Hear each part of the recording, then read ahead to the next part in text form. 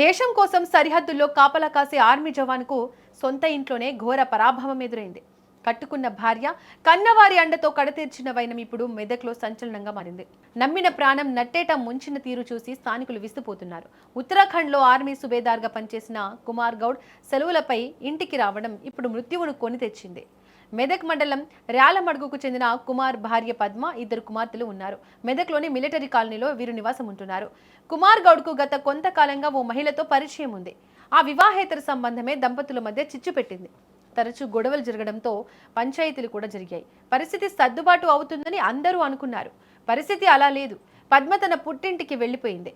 మెదక్లోని ఇంట్లో ఏర్పాటు చేసిన సీసీ కెమెరాలు పద్మ మొబైల్కు కనెక్ట్ అయి ఉన్నాయి. శనివారం రాత్రి కుమార్ ఇద్దరు మహిళలతో ఇంట్లో ఉండడం పద్మ కెమెరాలో గమనించింది.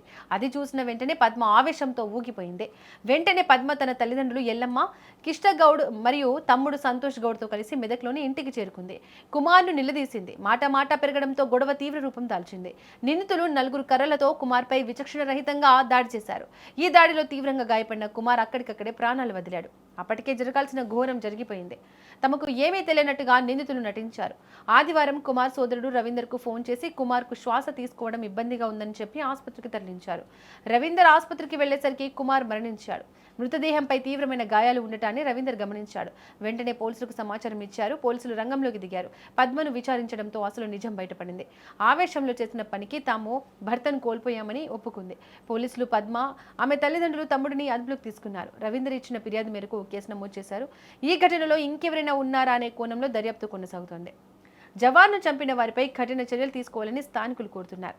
చిన్న గొడవలు ప్రాణాలను తీస్తాయని ఈ ఘటన నిరూపించింది. ఒక్క నిమిషం ఆవేశం ఒక నిండు ప్రాణాన్ని బలి తీసుకుంది.